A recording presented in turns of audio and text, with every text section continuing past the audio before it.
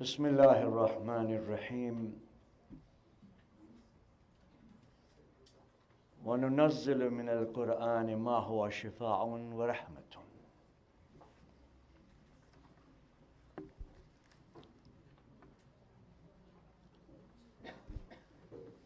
We've been discussing the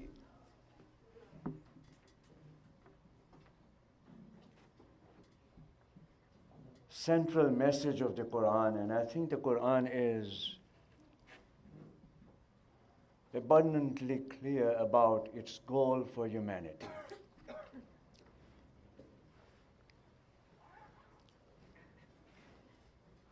What the Quran has done is that it is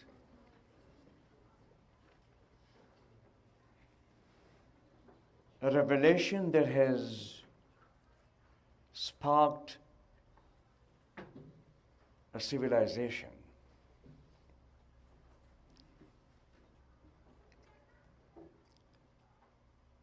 When we teach Islam in the university, we introduce Islam as the culture of books, culture of knowledge, a civilization that is built upon recording not only the current scripture but also ascertaining the validity of the previous scriptures. If you pay attention to the scriptures of the previous traditions in Abrahamic religions, they don't make reference to the previous scriptures.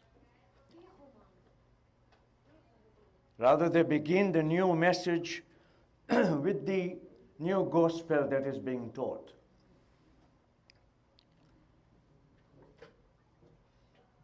What is missing in those scriptures is a sense of continuation. It's not that they don't believe in the continuation, but it is not mentioned as a proof in the book that this message is a continuation of the previous message. What it does is that is what Christianity has done about Judaism, that it has completely negated Judaism for it to establish a new religion of Christianity.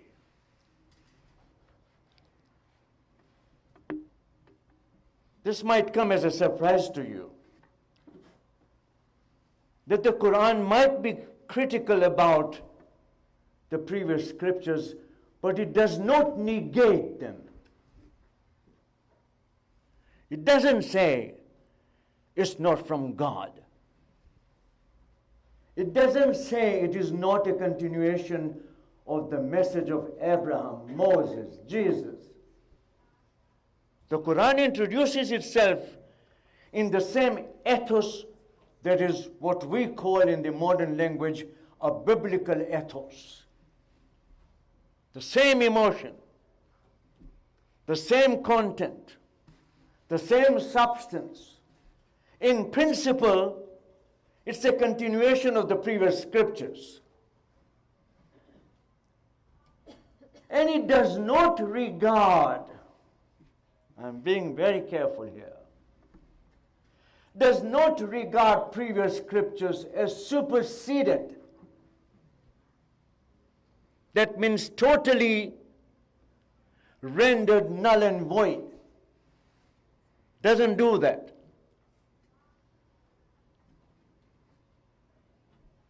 The beauty of the Quran is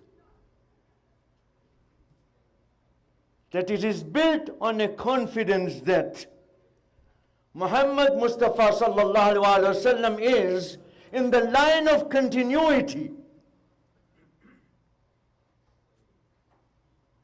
Does not supersede the way theology later on said. Muslim theology, Muslim jurists made it very clear that the law of Moses was null and void, abrogated. The law of Noah was abrogated. The law of Jesus Christ was abrogated by the law that Muhammad brought. In fact, the Quran would say that each community was given its own law and its own system. Surah Al-Ma'idah, ayah number 48. لكل منكم جعلنا شرعة ومنهاجا ولو شاء الله لجعلكم أمة واحدة. Each one of you was given its own Sharia, its own book, its own rituals. If God had willed, He would have made you all one community. He did not do it. There's an appreciation of differences in the Quran, the variety. It never said we want to do away with variety. What we want to create among human beings is a sense of connection. Although we gave you your own system, although we gave you your own law, but we want you to see, we want all of you to be committed to one thing. فَاسْتَبِقُوا الْخَيْرَاتِ. We want all of you to be morally and ethically sound on a common terrain of doing the good. Salawat ala Muhammad wa ala Muhammad. See what it did. I'm telling you,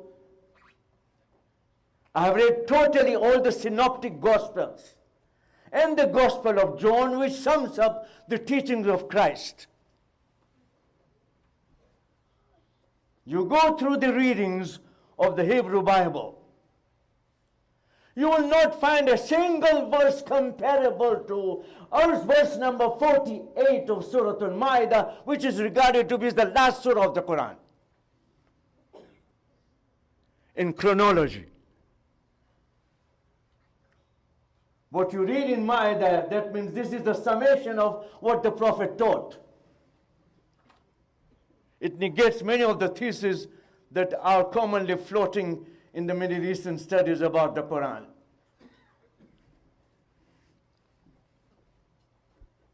What it does, it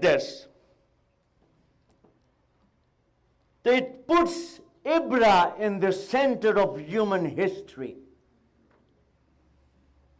Human history must be celebrated. Human history must be remembered, must be read, must be studied by all of us for one single purpose,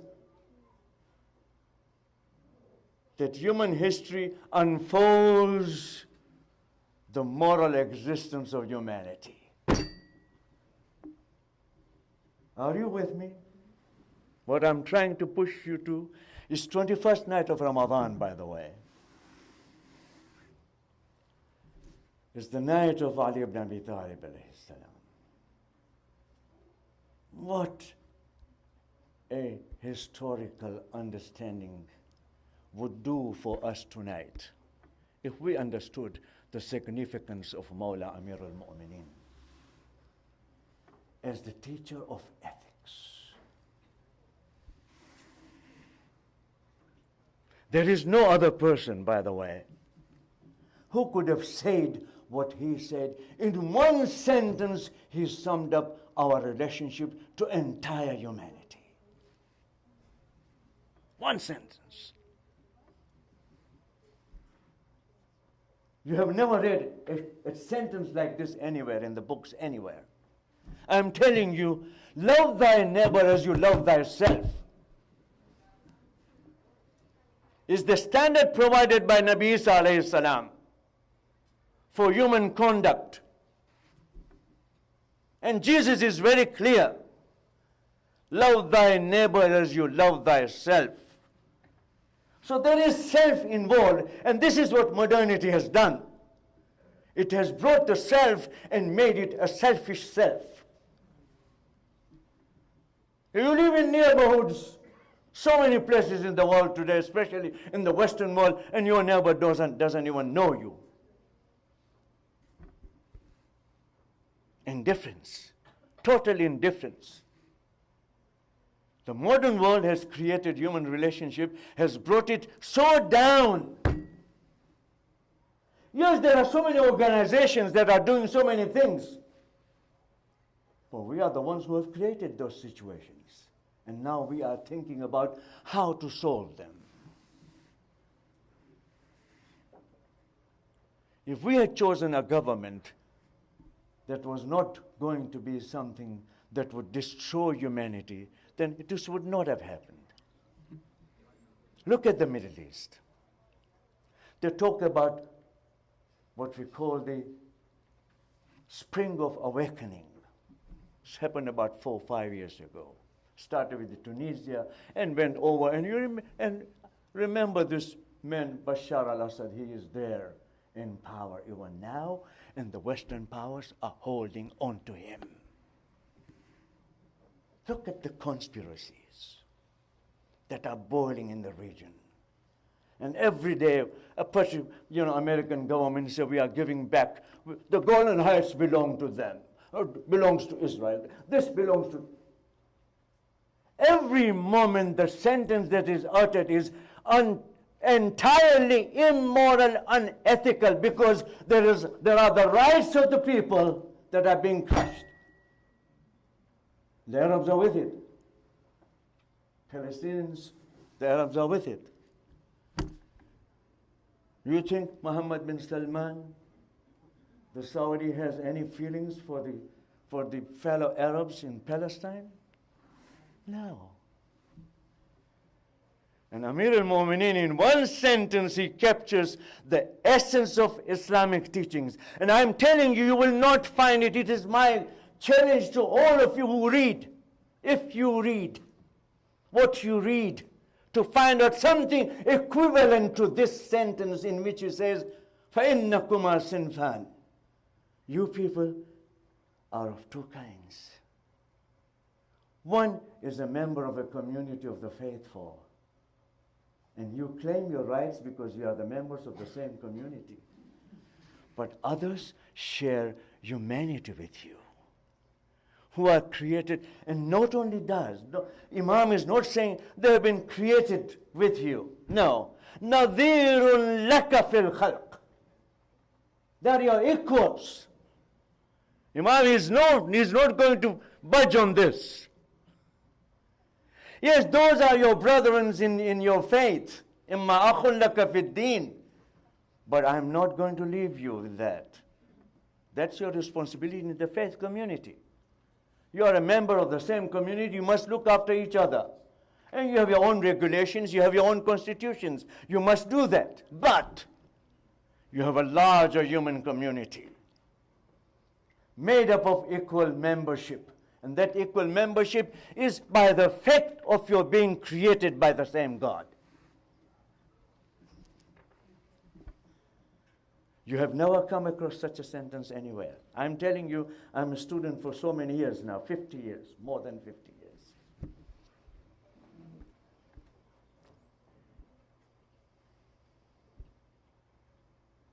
The central piece of Quran is, now we know that if you remove ethics, there is no Islam left. If you remove morality, there is no Islam left. Islam is gone. Then Karbala can happen. Then innocent can be killed. Then the wrongs can be committed in the name of religion and supported and legitimized by the religious people. To that extent, religious people have no shame. They pretend to be religious. But the true religious people don't show off their religiosity, do they? They never do that. What did Imam Ali say?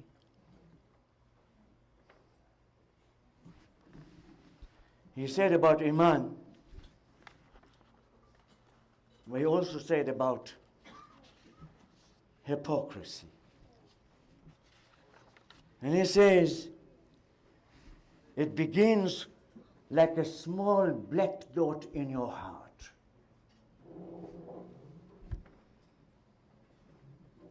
And it continues and continues and continues until your total existence becomes dark. Aswad. The opposite is Iman. When your total existence becomes enlightened.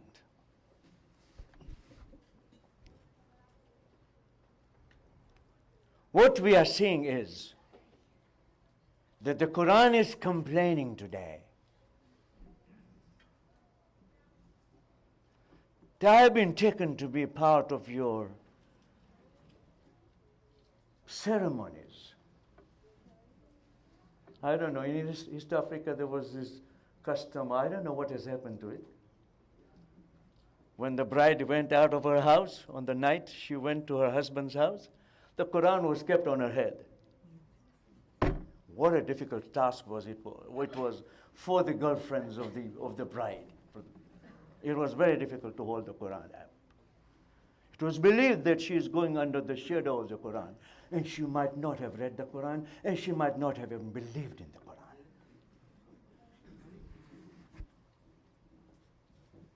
So part of the ceremony. बेहोश को तो देते कुरान की हवाएं देते हैं, होशियार तो लेते नहीं कुरान से सबक, बेहोश को तो कुरान की हवाएं देते हैं. Well, you know, somebody get forced down, Quran की हवा दे दो, कुरान की हवा दे. This Quran came for the होशियार, not for the बेहोश. If it had come for that purpose, then you can make a tawiz of the Quran, you can put it here, you can. I saw when I went to Rwanda and Burundi for the first time to read the Majlises in Muharram, I was put in a room in a Musafakhana somewhere in Burundi. And I saw a tree. And there were tawiz hanging on the tree. So I asked the people, what are these things? They are to make the fruit better. Well, my friend, in order for you to make the fruit better, you should listen to the Prophet. They came and asked him about how to grow better dates. He said, this is your affair. You know it better than I do. That's what the Prophet said. You know this is your part of the life. I'm not the farmer, you are the farmer. You know how to, grow better dates. In other words, he didn't say, here, take this verse and hang it. That's what the Quran is going to complain.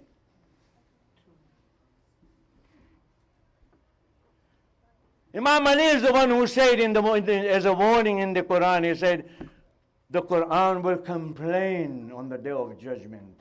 Ya Allah, they never read me carefully. They never read me carefully. If they read me carefully, they would have known what I'm saying. So when you open the Quran on Laylatul Qadr, for example, then you are looking for directions in the Quran. You're going to read Surah Ankabut. Can you imagine Allah subhanahu wa ta'ala is sending a prophet? The names of the surah were given by the Prophet himself. He decided on the names. So it is his choice. And he chose spider. Ankabut, spider. Inna awhan al-buyut bayt al-ankabut. The weakest of the homes is the home of a spider. You can destroy it with one wind, one blow. What does it show? That all this human being is building and is writing about. Ankabut is totally to be understood in the false pride of humanity to have a sense of permanence in this world. You see how much we buy in the homes, what kind of homes we build, how much we decorate our homes, we do everything possible. We have a sense of permanence, but sometimes this sense of permanence can become false. It's simply an illusion. The Quran doesn't say you should abandon the world. The Prophet was engaged in the world for as long as you can remember. As a tradesman, as a merchant, he was totally involved. As a man, he was married, who had children, he was totally involved.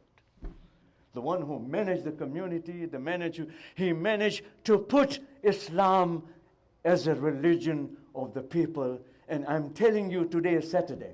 It's the day of the Prophet. And on the weekdays, Saturday is the day of the Prophet.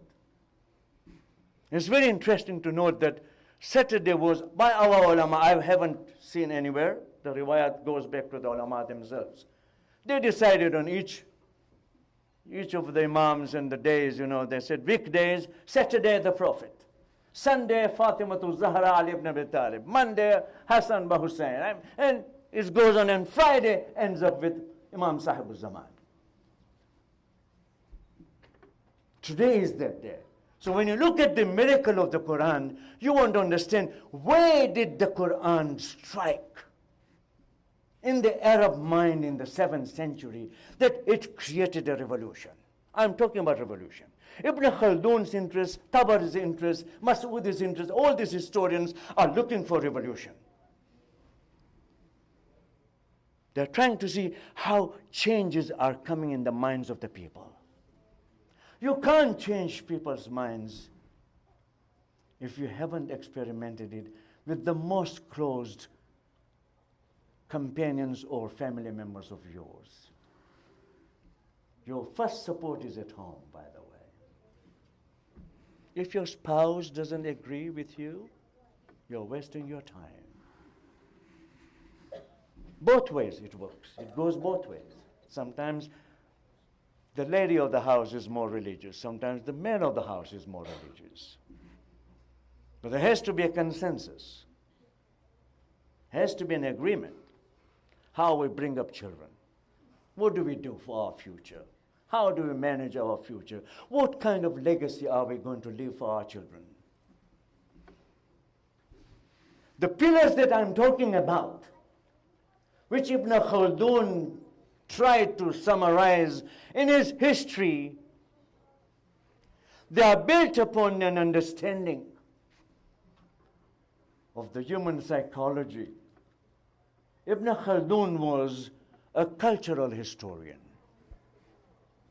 He was interested in finding out, how do the cultures define themselves? What happens in the culture? We find certain cultures are very emotional. What happens that they become emotional? We find certain cultures are very rationalistic in their analysis. Why are they so like that? Certain cultures are very artistic. Everything has to be artistically presented. Couldn't be as blunt as this hall is, for example. There has to be something more than that. Has to be flowers and birds and I don't know what and not. These are cultural things.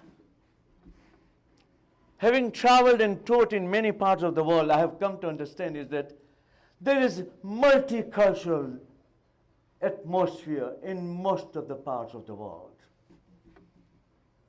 Ibn Khaldun's question was, why so? Why are we not remembering Tabari as much as we remember Ibn Khaldun as a philosopher of history? He was a philosopher of culture. He identified pillars for you and me in the stories that he told. And he was not a reckless storyteller. He was interested in narrative because they were morally educating. Do you get this point? Sometimes stories are mentioned with no moral inclination of whatsoever. But you and I, we have been hearing. Whether we hear about Karbala, we hear about our imams, we hear about our country, whatever it is, there is something, there is a moral lesson behind it. And we love them. We like to repeat them. We repeat them with our children.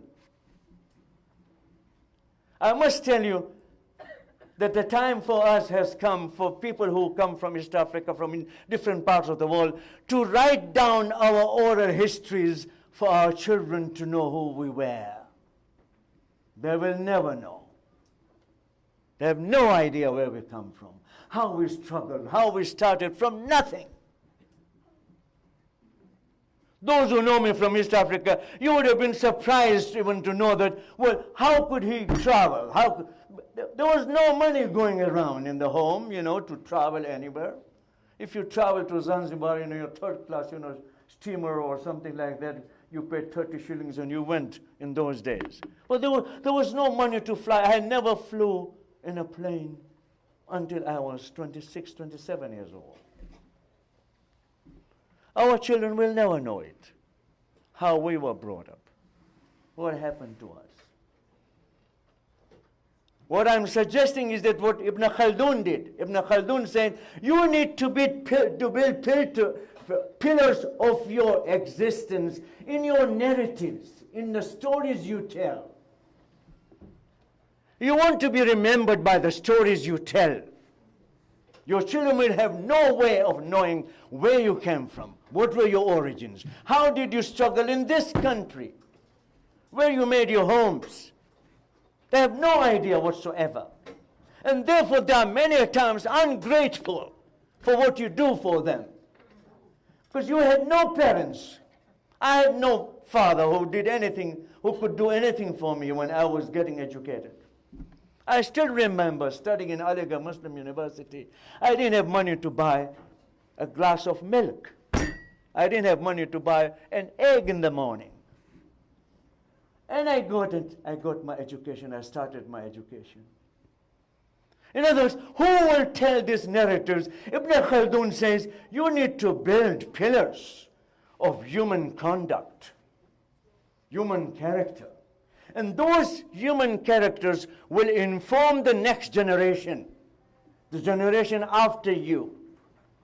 Why certain stories have remained so strong in our memory? We can never forget them. We don't want our children to forget them. Why? So the first pillar he recognized was there's a lot of patience needed. You need to find why I am doing certain things. When I am teasing you out, when I say certain rituals that you perform need to be questioned by yourself by asking, why am I doing it? Are rituals to be done just for the sake of rituals? Or rituals have an end? There's an objective, there is a goal for something that you do. If you're reading a section of the Quran, you're reading Surah An-Nur, you're reading Surah Al-Dukhan, you're reading Surah Al-Ankabut, you have a purpose behind it. If there is no purpose identified, you will not get the benefit of what you're doing. I'm looking for benefit. I want to be benefited. The second issue is something that is lost in the modern cultures. Modern culture does not believe in modesty. There's nothing like modesty the way you and I should be visualizing in our minds. When Ibn Khaldun mentions, for example, Karbala, it's worth reading. His narrative about Karbala is worth reading. Because what he does is that he immediately brings reason and revelation together. On the one hand, you have guidance from the Quran. You have guidance from the Sunnah of the Prophet, from the religious text. On the other hand, you have been endowed by God with reasoning ability. You can think. You can make decisions about it. Your reasoning capability, by the way, the word al-aql in the Quran or anywhere else does not mean anything more than intuitive reasoning. Intuition. You are intuited. You are given this kind of inspiration in yourself. Sometimes you know it. I'm not supposed to be here. You know it. Your intuition tells you, this is the wrong place I am in. Your intuition tells you, this is the right way to do these things. Before when you hear any authority, there is an inner authority that God has created. Ibn Khaldun is aware of it. And he's trying to tell us in the battlefield of Karbala that you can bring reason and you can explore Karbala, opening up rationally in front of you. Believe me or not. Al-Ibar.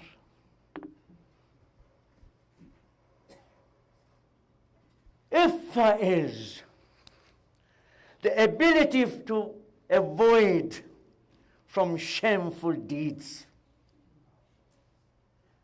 And look at the way, this sense, according to Ibn Khaldun, is built upon the Quran.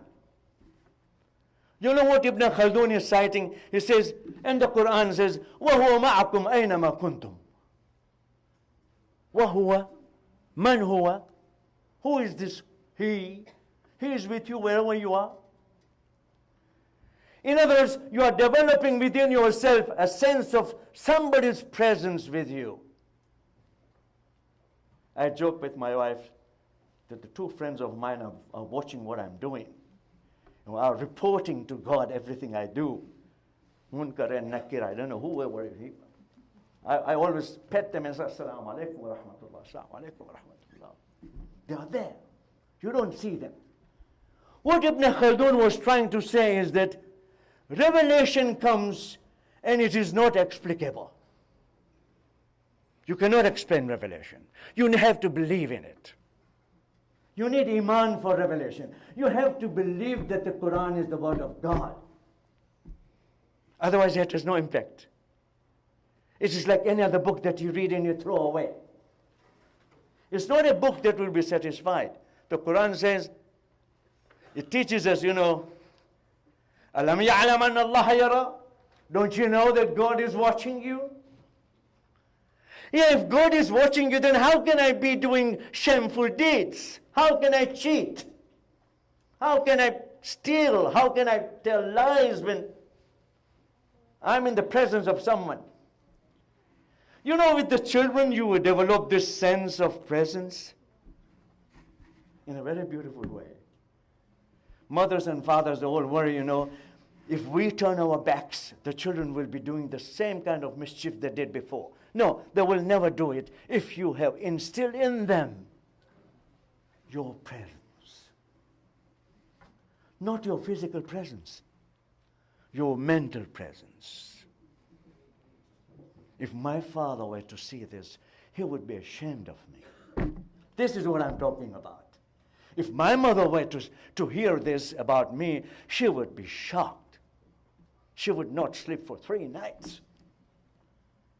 That sense is what we call the inner sense of the presence of someone, otherwise physically impossible.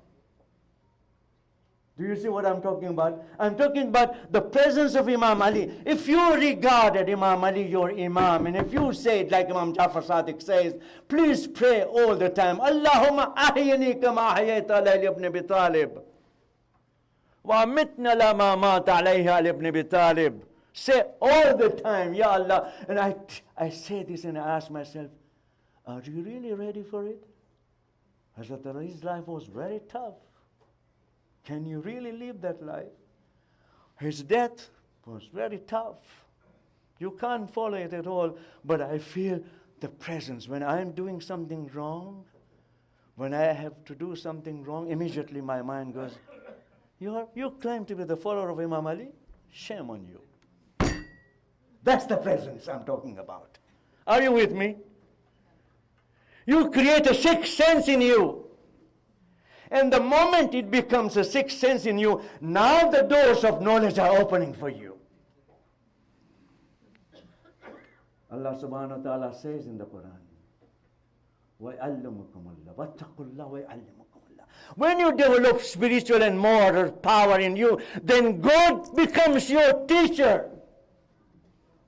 God teaches you. When I switch language to language, 7 languages. I lecture in 7 languages. When I switch that, I said, you born in Lindi, Tanzania, hardly educated. You could hardly speak English when you were educated. There were people who were going to St. Joseph's School. You went to Indian government school. No English, nothing, Gujarati. Yeah. And now you can speak 7 languages? How can that be possible? What I'm talking about is developing the sense of iffah. The fountain of all good is that ability to stop gossiping, to stop slandering people, to talk about them when they are not present. If you have guts, speak in front of them. Otherwise, keep quiet. Don't pass judgment about anybody. The third pillar, my sister Atiya was saying, what happened to the 2 other pillars? Okay, here, the third pillar. You see, I was mentioning to Chacha, you need to be brave enough to stand on principles. You can't be wishy-washy. I'm being very honest with you. You can't have 2 tongues. One day this, one day that. If I'm with Muawiyah, I'm Muawiyah's friend. If I'm with Imam Ali, I'm Ali's friend. No, no way. There's only one Sirat al-Mustaqim. You follow it through. And you go through it. I don't mean to say you become intolerant. I say you become intolerant towards yourself. Don't let yourself be gossiping. Don't let yourself be slandering. Bravery is shuja'. But it is more than that. It is izzatun nafs. Have you seen people who respect themselves? They don't have to have beards. They don't have to wear abba-kaba. They don't have to have, they need to have izzatun nafs. And you can find it out, by the way. Sometimes you are in the presence of very ordinary people and they inspire you. Ibn Khaldun mentions several stories, by the way. I'm not at liberty to take more of your time. I'm just trying to tease your minds, and I leave you thirsty and hungry so that you will seek the food and the drink. Ability to be generous in possession of a character that is able to do away with what one likes in order to gain the discipline as per the Prophet's guidance. Bravery is not in knocking down someone. Rather, it is self-control at the time when one is in rage. They say Muawiyah was very halim. That's what I'm talking about, halim. Halim, politically astute. You can kill people with your words. You don't have to move your hands. You insult them in such a way that they cannot show their faces again. This is what we call. And this is shuja'a, al-jur'a. Hal tashajja'uni? Are you making me, are you encouraging me? You remember who said this sentence? Hal tashajja'uni? Abul Fazl al-Abbas. Abul Fazl al-Abbas, are you trying to make me more brave? I already know what I need to do. I already know what I need to do. And Abul Fazl al-Abbas is not among the Imams. It's very interesting. In Iraq, they call him Imam Abbas. He is Imam Abbas. There's no problem. I have no problem in calling Abbas Imam. I have no problem in calling Zainab Imam. They were Imams. They were our leaders. They inspire us. Even today, they inspire us. Bravery is in self-control. The fourth pillar, Sister Atiya. Oh, the most difficult one. Yes. So many religious people fail on that level of justice. Adalat. For the leaders, we speak about isma, infallibility, perfection in such a way. But for all of us, for you and all of us, there is justice. Avoiding extremes in one's character. Either you become too orthodox or you become too liberal. there is no middle path. Having a middle path is خَيْرُ الْأُمُورِ أَوْسَطُهَا is part of the justice. Not tilting the balance, avoiding cowardice and recklessness. You don't have to put yourself in danger unnecessarily. Who told you to do that? You should not do that. Which is, adopting gentleness. But gentleness doesn't mean to say that when something wrong happens, you don't speak up. No,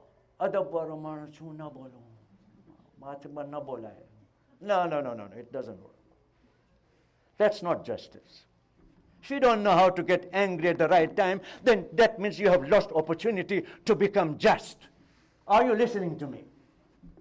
When injustices happen, you don't say anything. How many of us injustices happen, they never say anything. They don't even open their mouths when injustices happen. That's not proper. كُلِّ الظَّالِمِينَ خَصْمًا وَلِلْمَظْلُومِ عَوْنًا. Tell the zalim, tell the wrongdoer that I don't like you and I'll get square with you. And go and help the one who has been wronged. This is Imam Ali. Therefore, I always, when I read this dua, Allahumma ahyini kama ahyat Ali ibn Abi Talib, I get frightened. I said, that's too big a dua. I don't know if you can do it. The ethics of character formation depends upon these 4 pillars. Now that we have moved to the 4 pillars, it's time to come back to the Quran and look at the first ayah that I have quoted. I don't have Arabic type, so I transliterated it. The Quran says, خُذِ الْعَفْوَ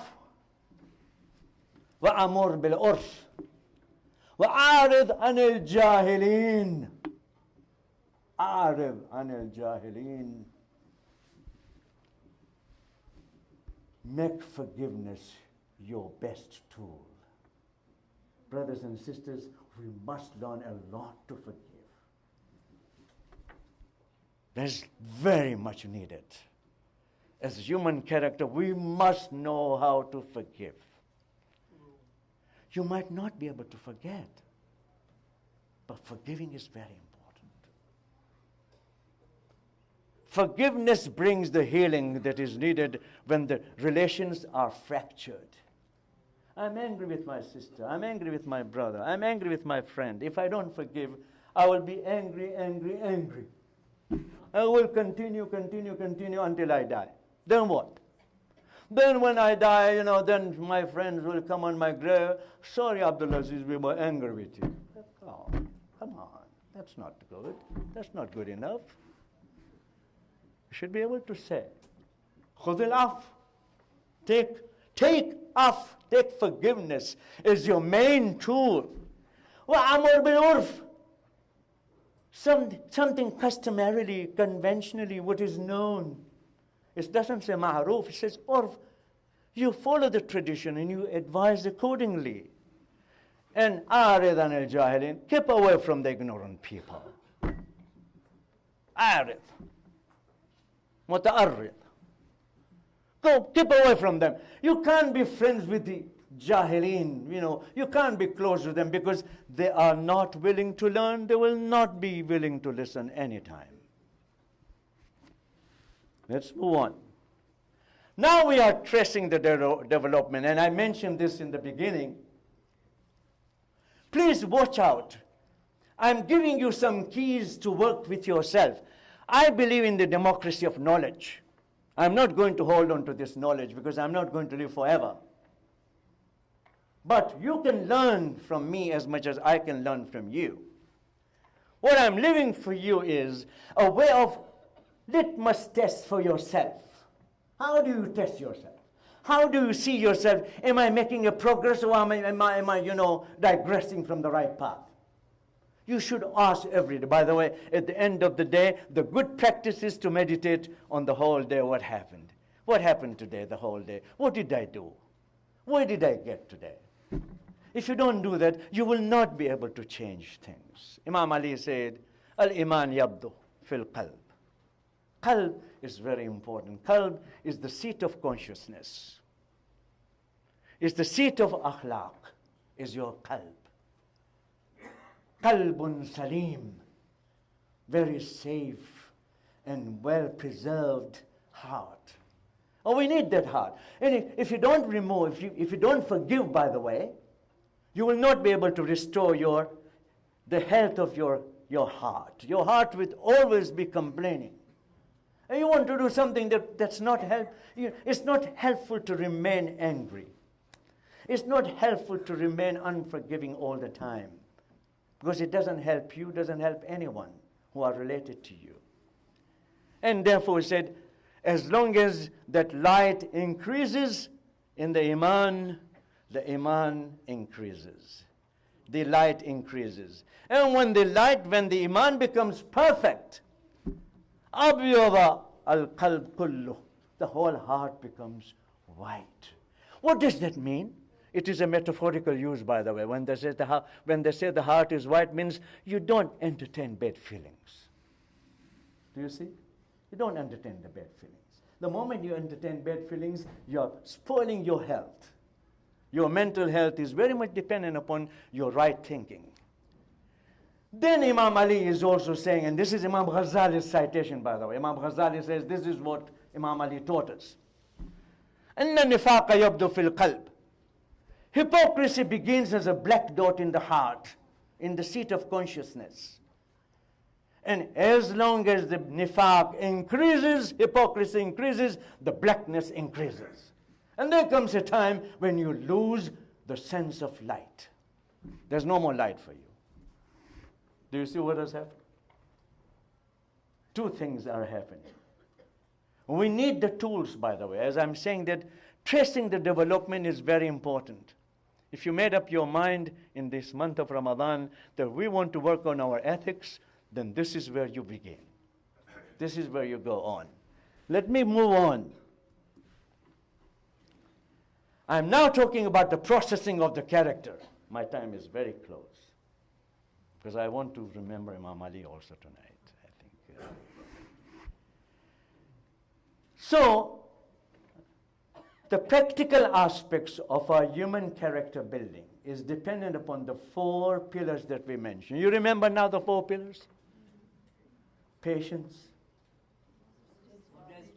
modesty, bravery, and justice. Keep these 4 in your mind all the time so that you can process the character. Let us examine one of them. Modesty. Modesty requires 2 prerequisites are mentioned in our sources: continued practice and negotiation and volition, the willpower. You need willpower to work with the iffah. It's very easy to falter, by the way. It's very easy to let yourself do shameful things. It's very easy to do it. To cheat on your tax forms, for example, is a shameful thing, unethical. You don't save much, believe me or not. You better be honest with the government.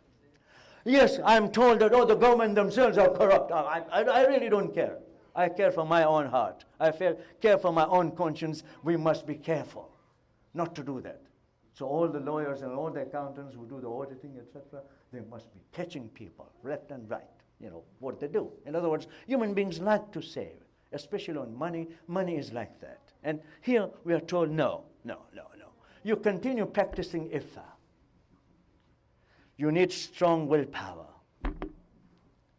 The Quran introduces the idea of isti'faf, abstinence.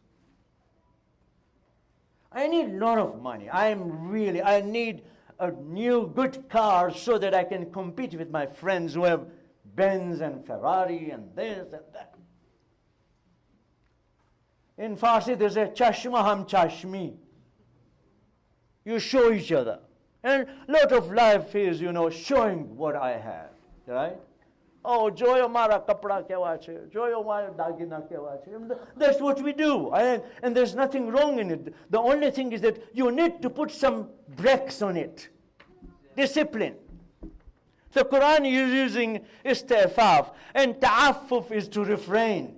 I can show off my wealth if I want to, but I'm content. I don't have to show anyone what I have. If I have a lot of money, I'll spend and give to others who need my help. In particular, from temptation to engage in shameful deeds.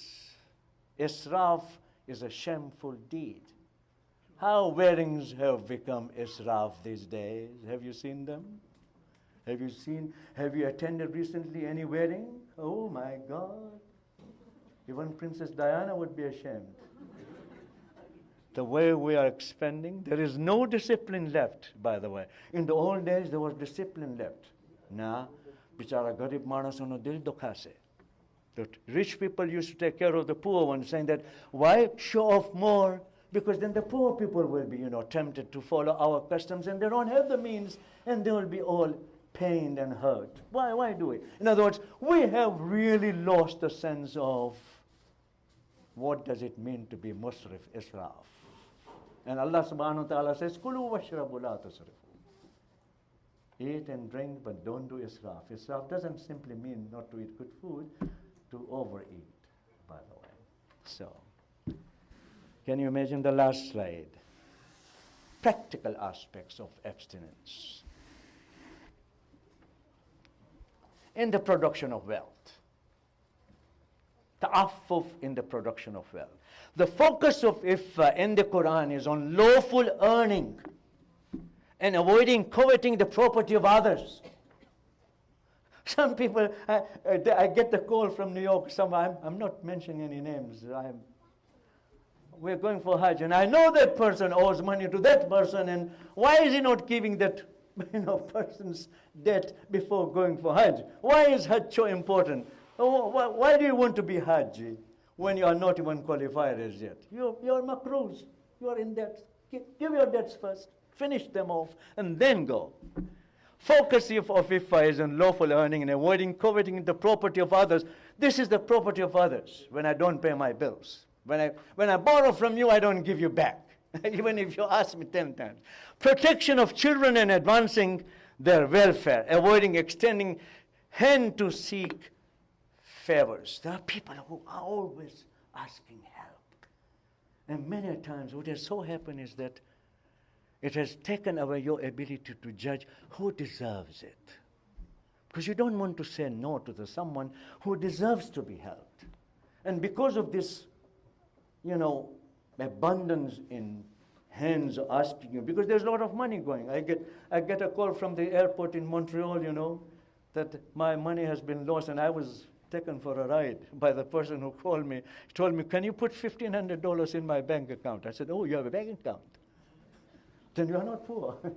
You must be having some money. In other words, there are charlatans around the world. If in one's language, Allahu Akbar, from bad talk in any of its variant forms, Amir al-Mu'mineen, what a difficult time he must have had when he gave the khutbah in the Jumu'ah of Masjid al-Kufa. You've been to Masjid al-Kufa? Most of you. It's one of the most spiritual places in the world. These days, even Makkah cannot compete with Kufa. I'm telling you not because I am a follower of Imam Ali, but I see the difference. That Makkah with these Sheraton towers and Hilton towers all around the Haram, I'm often wondering what kind of Hujjaj come here anyways. Are they really in love of God, or are they in love of comfort? Because they complain so much. So especially North American Zawar and Hujjaj are wasting their time. Spiritually, they don't get anything back. No. I'm being very honest about it because I see them. They are wasting their time because they have never been told what does it mean to travel in poverty. They have never been told, what does it mean if you don't have your breakfast? Why can't you just stay quiet? Oh, the breakfast was so bad. Well, you see them. Ask Dr. Takim, he will tell you because he takes tours What they complain about? They complain about small things. There's no more patience. There's no more forgiving. Imagine Imam Ali standing on the member of the Kufa and saying, Saluni, Saluni, qabla an taqfiduni. Ask me. Ask me about something. 21st of Ramadan was a very tough moment. It's like Shab-e Ashur, It's Ashura night. Imam Ali was in the second, third day of his injury, of his wound. It happened in the mosque. They could not kill the lion of God, but in the mosque. Ibn Muljim made a plan. This was the Khariji. And Khawarij Imam talked to them, by the way. When he came back from the Siffin, before they gathered to demand things from him, they said, look, didn't I tell you that Muawiyah is asking you to take the Quran on your head? He's simply cheating you. Because they took the Quran on their heads, on their spears. Oh, let this book be the judge between us. Imam Ali said, yes, the claim is correct, but the intention is wrong. They don't mean that. They don't mean that the Quran should be judge of their behavior. Otherwise, they wouldn't have done it. He told them everything, what he had negotiated. Didn't I tell you that my cousin Ibn Abbas would have been much better in negotiating for us with Muawiyah's representative? And you overruled me. You told them, you overruled me. You imposed on me Abu Musa al-Ash'ari. You imposed on me. Didn't you do it? Said, yes, but now, we still think that you made a mistake. You made a mistake and we need to fight you.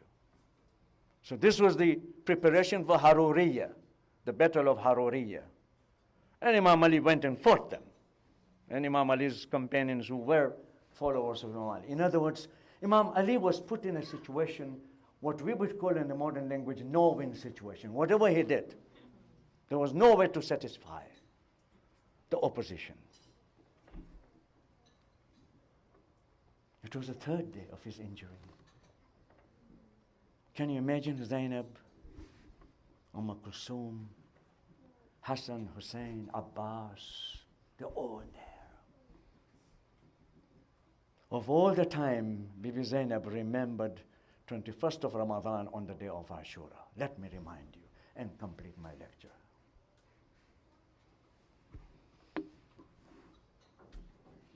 You know what Ashura was like. For Bibi Zainab, it was very hard. At every step in Karbala, you find that the ethics was preserved. Abbas had high respect for his sisters, for his brother. How old was Abbas? 34, 33, 34. Abbas was the last one. After Ali Akbar, Abbas was the last one to go. And Abbas came in the khayma, and Bibi Zainab said, come.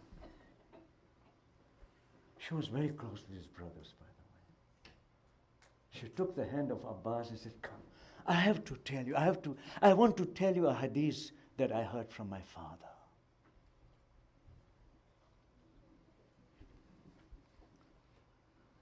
Abbas sat down very respectfully. Can you imagine this soldier commander of Imam Hussein alayhi salam? He was a commander. Imam Hussein had a lot of faith in his brother. As a commander, he sat down. He said, Bibi, tell me. Listen to this. He said, Abbas, it was 21st of Ramadan. My father invited all of us to come to him because he was going to make the wasiyah. Abbas, he took you by his hand and said, you follow him. He gave you in the hands of my brother Hussein. So that the two brothers would remain together. There were others also. There were the sons of Abbas, not only the son of Imam Ali, including other three brothers, but they were all there, and they were all to follow Imam Hussein. I don't know what was in the mind of Imam Ali, but Imam Ali had enormous faith in his son Abbas, Fazl al-Abbas. Abbas, you will follow him. You will not leave him. You will be with him. But then, my father called me, Zainab says, Zainab, come here.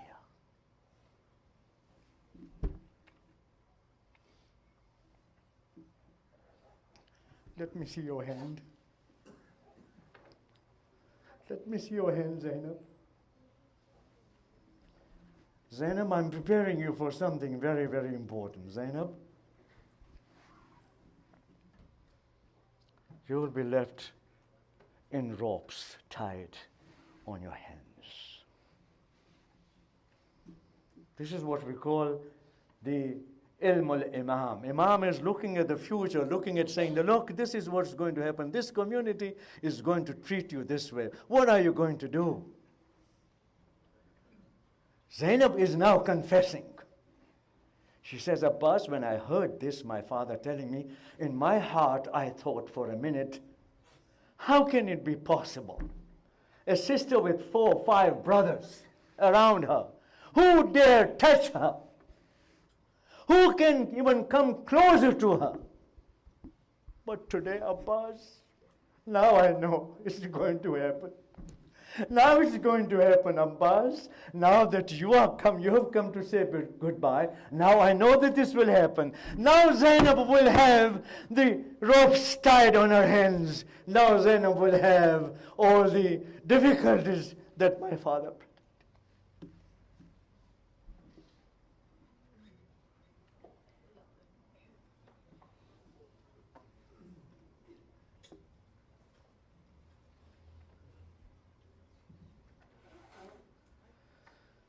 Fatima al-Zahra is here with us.